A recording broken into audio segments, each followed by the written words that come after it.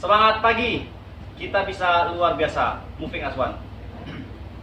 Perkenalkan, nama saya Darman, NNP 81305010, mekanik asal set Bengaro Kulirang. Baiklah, kali ini saya akan menjelaskan proses overhaul pada rotary joint ya, pada rotary joint SBD Super Big Digger ya. Sebelum kita melakukan proses untuk overhaul, jadi kita ada baiknya melakukan prepare ya. Preparation itu terutama untuk tool dan juga dokumen. Nah, jadi untuk dokumen apa aja yang harus kita persiapkan? Pertama untuk dokumen itu ada JSA, yang kedua repair manual khusus untuk overhaul rotary joint, yang ketiga QE4A guidance kita melakukan assembly nanti, terus QE5 guidance ketika kita untuk melakukan pengukuran ya, terus ada QE5 guidance kita untuk melakukan proses pembongkaran ya, dan juga nanti Parbook sebagai guidance kita untuk melakukan ordering part ketika setelah selesai pengukuran maupun pada saat selesai inspeksi ya. Jadi setelah prepare untuk dokumen, dulu kita masuk ke untuk prepare tool. Tool apa aja yang perlu kita prepare? Pertama yaitu common tool, itu sebagai toolbox ya. Yang kedua itu ada special tool ya. Special tool ada semacam nanti kita menggunakan bore gauge untuk mengukur inside diameter. Terus ada outside diameter ya, untuk mengukur ini ya, diameter subnya ya, jadi biar bisa lebih presisi ya. Terus dan juga kita menggunakan ada color check ya, untuk mengecek apakah ada keretakan di komponen-komponen yang masuk ke proses disassembly rotary joint, rotary jointnya. Jadi kritikalnya pada saat kita disassembly rotary joint itu pada saat kita memisahkan antara housing dan rotornya ini, jadi ini ya kritikal di sini ya. Jadi ini jangan sampai terlupa ya. Jadi pada saat kita misalnya ini jangan sampai lupa untuk dilepas. Jadi ini kalau hari ini tidak dilepas, itu tidak akan bisa berpisah antara si housing terhadap statornya ya, gitu ya. Untuk proses ini apa namanya, disassembling. Jadi setelah disassembling selesai, kita masuk ke proses inspection dan ke proses inspection dan measurement. Nah, inspection dilakukan secara visual check ya. Inspection itu kita lakukan itu visual check pada kita cek pada rotornya ya. Rotor apakah yang kita cek pada rotor itu kita cek kausan ya. Ya, kita cek kausan dan juga kita cek fitting ya.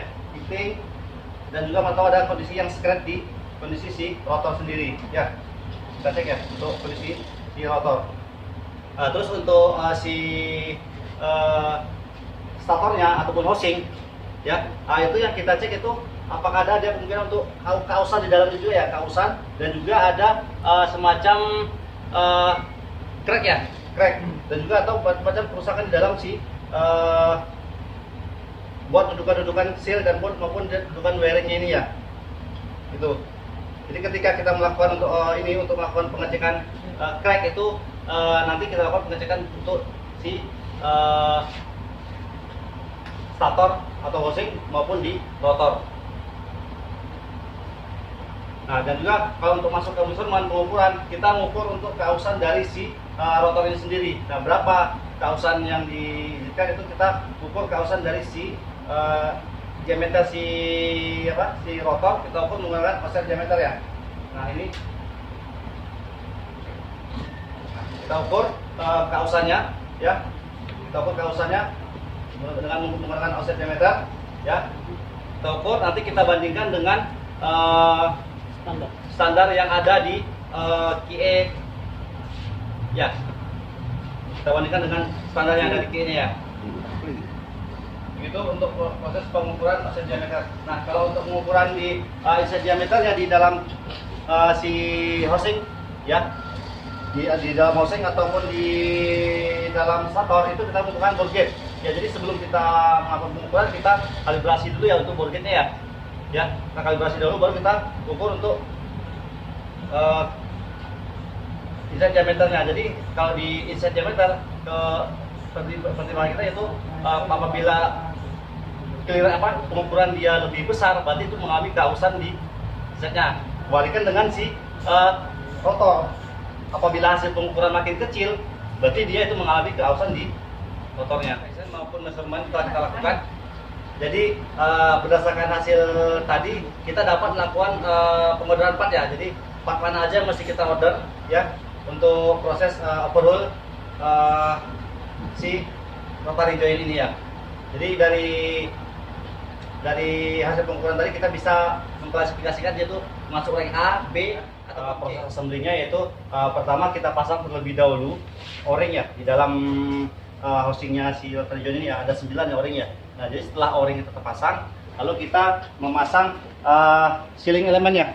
Nah, untuk sealing elemennya sebenarnya ada perlakuan khusus ya yang perlu kita lakukan, yaitu dengan cara merebus dengan air ya. Itu sekitar temperatur di 80 derajat supaya apa? Supaya proses pemasangannya di sini itu bisa lentur dan tidak tidak terpelintir ataupun dia duduk pada di o-ringnya tersebut ya.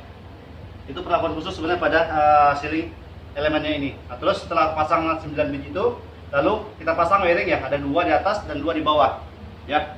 Nah, itu untuk proses pasang wiring dan juga si sealing elemennya ya. Setelah terpasang, lalu kita pasang ebol ya, kita pasang ebol di housingnya ini ya. Nah, setelah pasang ebol, lalu kita angkat pakai alat angkat berupa CT atau pakai kren ya, overhead kren ya. Nah, sebelum kita assembling housing terhadap rotor ya, itu jangan lupa kita memasang si dasilnya terlebih dahulu ya, ini ya.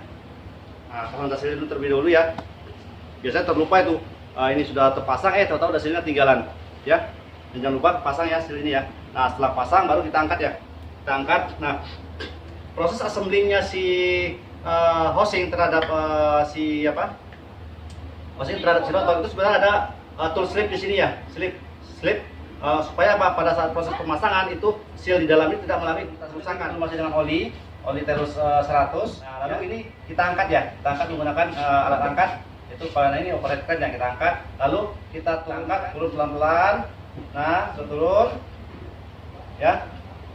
Lalu kita paskan untuk posisi si wiringnya ini ya. Wiring ini juga harus posisi lurus pada saat proses penurunannya ini. Nah, setelah itu turun perlahan sampai si sisi bawahnya ini duduk di dasilnya ini. Jadi benar-benar posisi setelah stator terassembling ke rotor, lalu kita pasang ya ini presnya ya. Ini sebagai ngelok, buat ngelok ya. Cara rotor dan stator tidak bisa ya. Nah, setelah pasang ya, pasang ya. Lalu kita pasang o-ring pada ya. Itu nanti dudukannya si cover ya. Nah, kita pasang o-ringnya. Jangan lupa ini o-ring yang baru ya. Nah, setelah itu kita pasang si covernya ya. Nah, kita pasang cover. Kita gunakan 4 baut ya. 4 baut. Lalu kita rapatkan, hilang sampai dia benar-benar rapat. Lalu kita tok ya, sesuai dengan sop manual ya, toknya ya. Itu.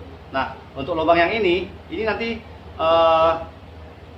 buat dudukannya si stopper yang di upper struktur yang buat ngelok si rotary joint. Setelah proses overhaul selesai, kita masuk ke proses testing ya.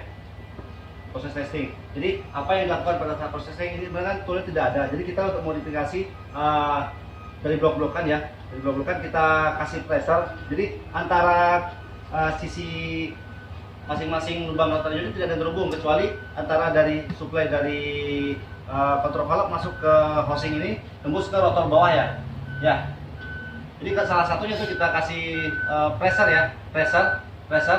Setelah kita kasih pressure, lalu kita lihat, kita blok untuk bagian bawahnya, kita pressure di atas, bawah kita blok, kita kasih pressure, lalu kita lihat penurunan dari pressure tersebut. Apabila terjadi penurunan di pressure-nya itu, berarti ada mengalami kebocorannya di sisi sealing elemennya itu ya. Begitu untuk proses testingnya ya. Kalau testing yang di bawah. Tapi kalau untuk kita melakukan proses testing dan adjusting di unit, itu kita melakukan itu kita dari deviasi unit ya. Deviasi unit pada saat proses terus maju ya. Kita lihat deviasinya. Jadi berapa deviasinya di situ kita bisa menentukan oh ini terjadi deviasi pada baiklah, demikian ya proses overhaul ya, overhaul pada rotary joint Super Winddigger. Kurang lebihnya saya mohon maaf. Assalamualaikum warahmatullahi wabarakatuh. Semangat pagi, kita bisa luar biasa. Moving as one.